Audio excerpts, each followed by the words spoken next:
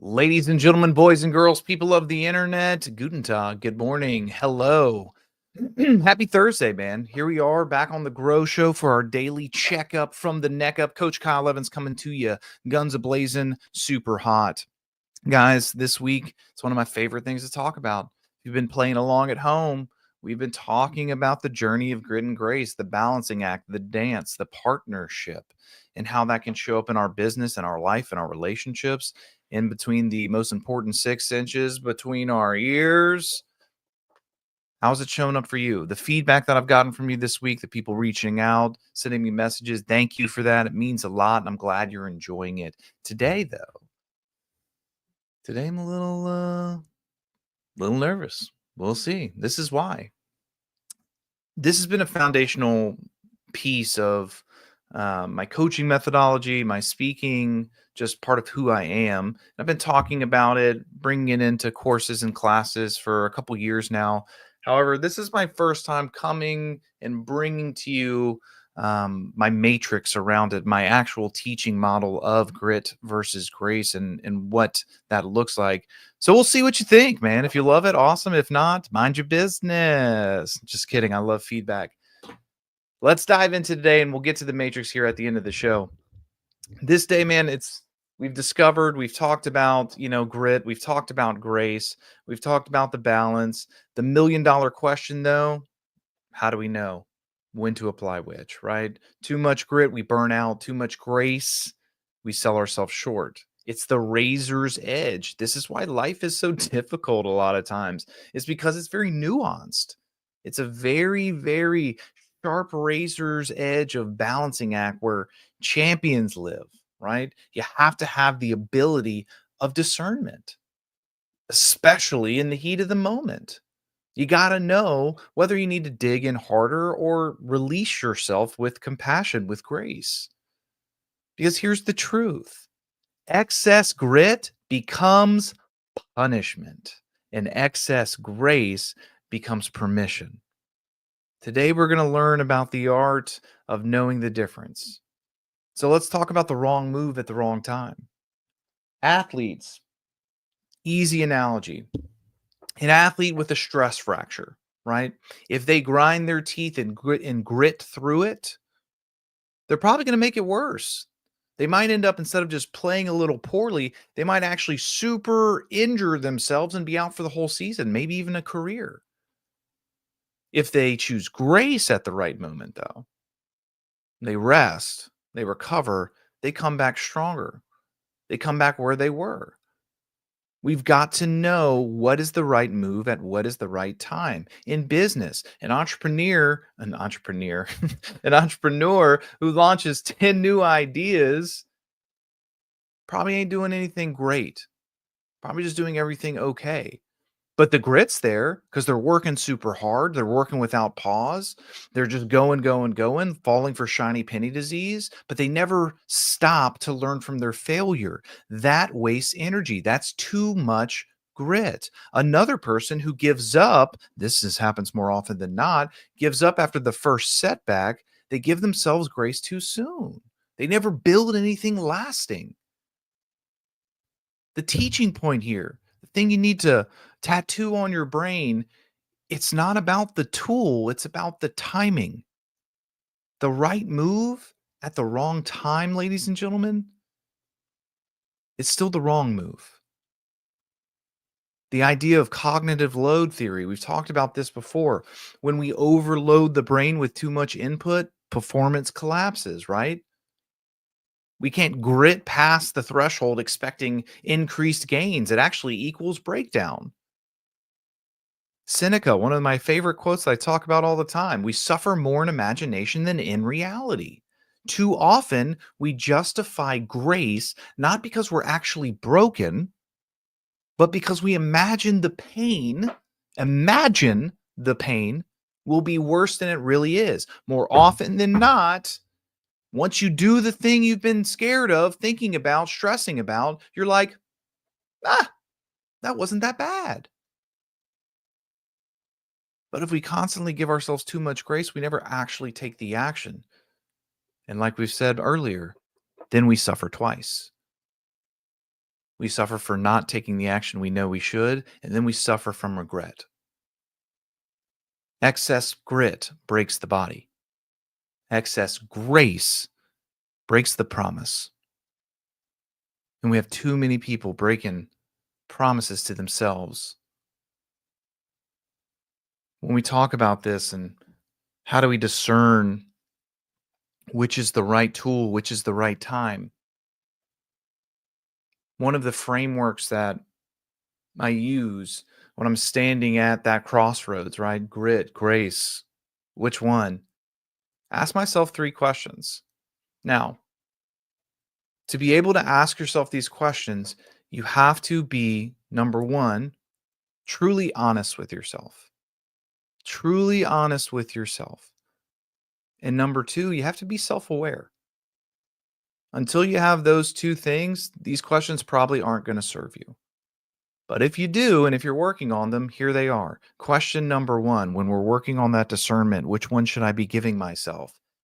Have I truly given my best effort yet? Have I truly given my best effort yet?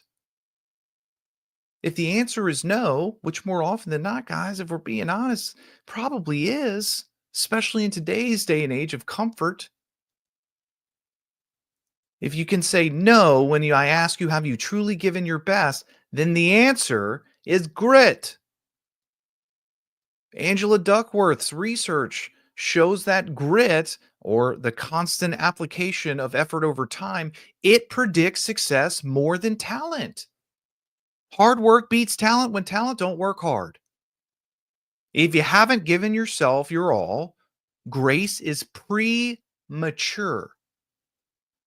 That's question 1. Have I truly given myself the best effort?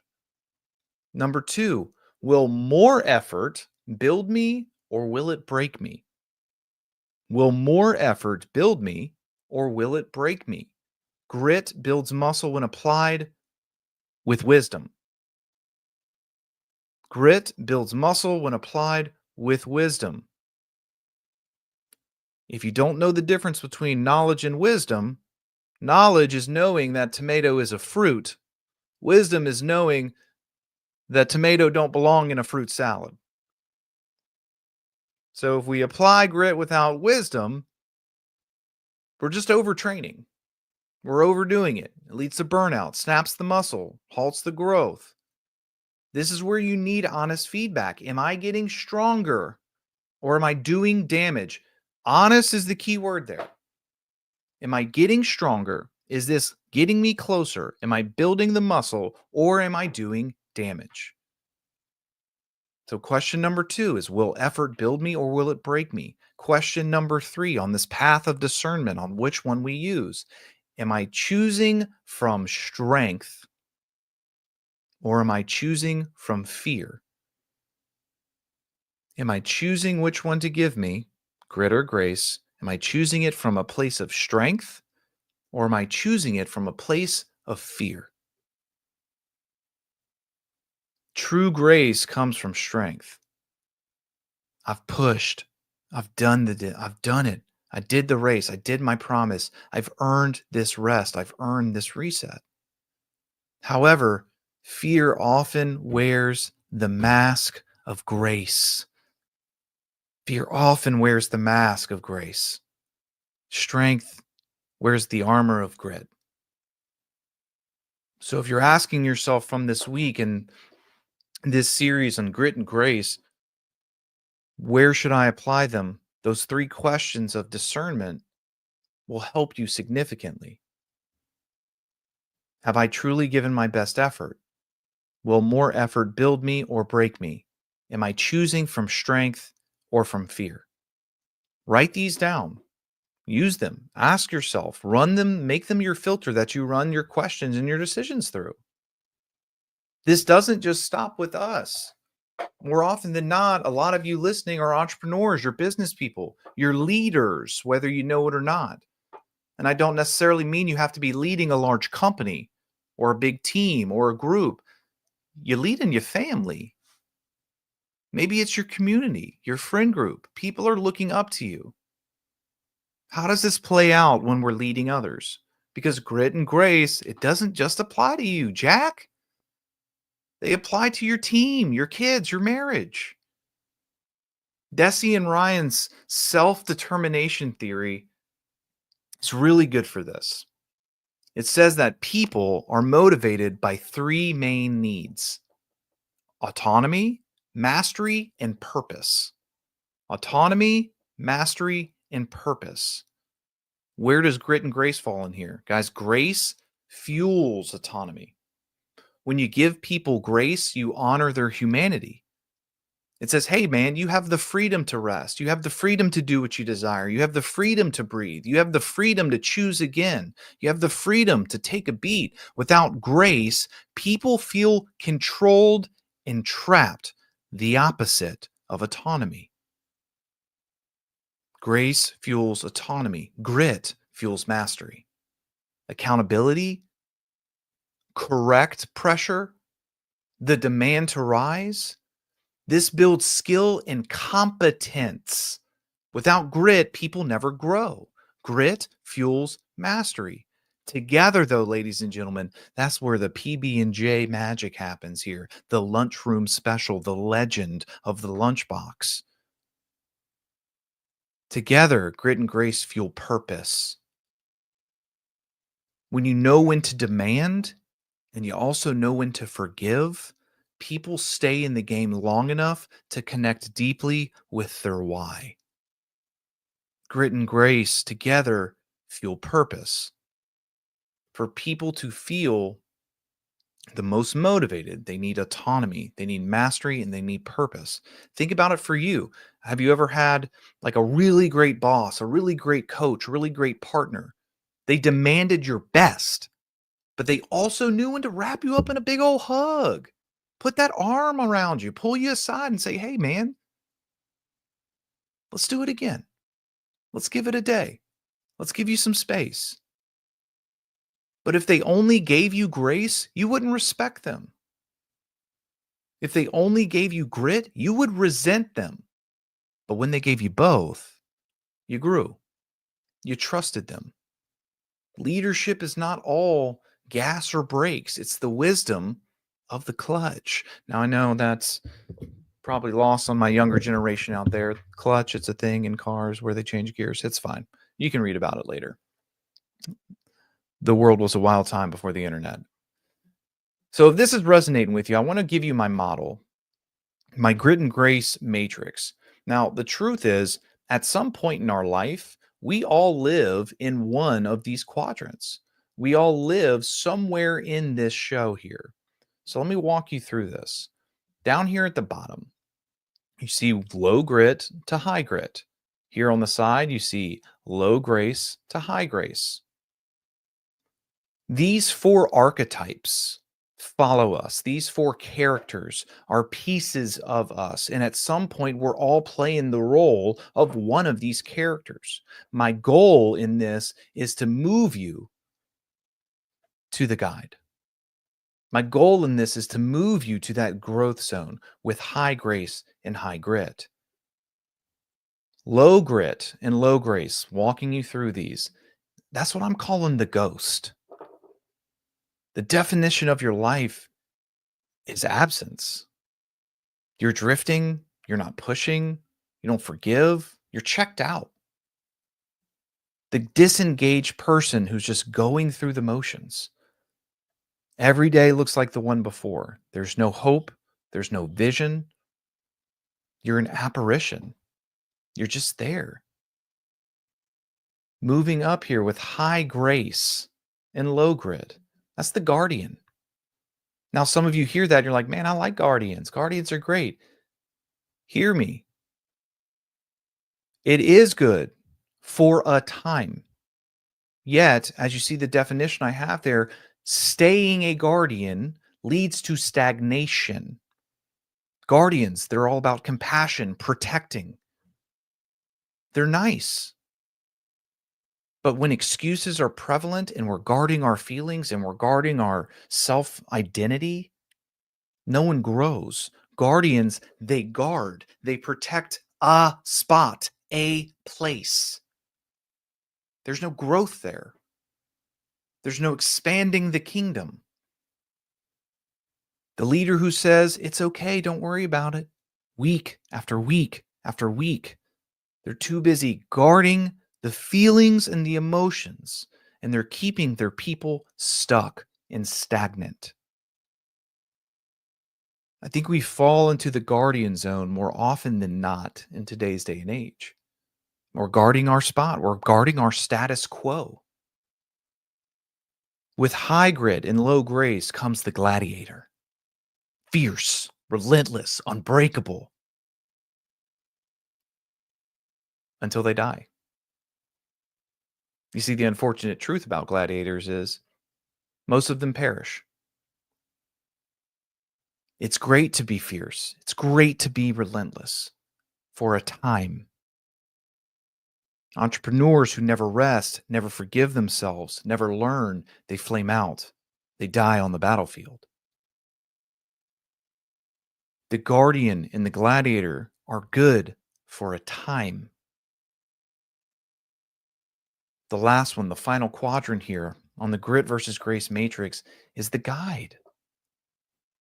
It's where the magic happens.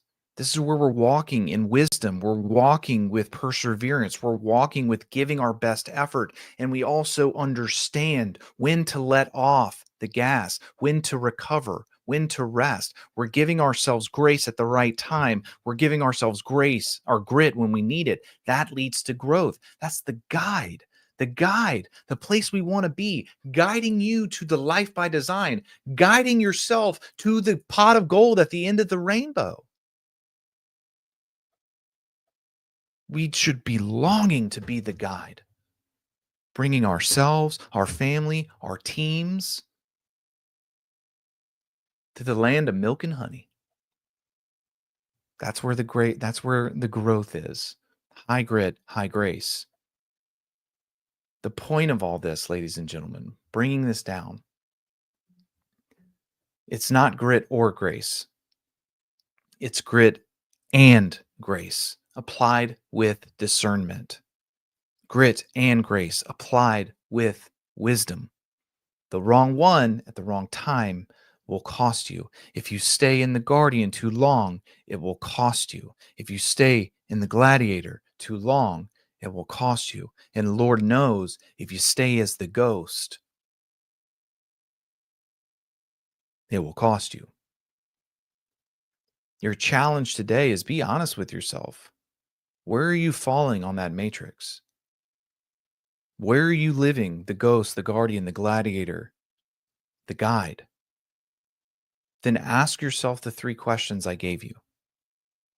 Choose grit or grace, but make sure you're choosing them intentionally and not emotionally. Because champions don't live in grit or grace, they live in the rhythm of the dance between them. Remember, fear often wears the mask of grace, but strength wears the armor of grit. But excess grit can become punishment, and excess grace becomes permission. Guys, I trust this was a helpful episode. I trust that the wisdom of grit and grace is resonating in you. And I trust and I hope and I pray that you will start to apply these lessons, these foundational models to your life.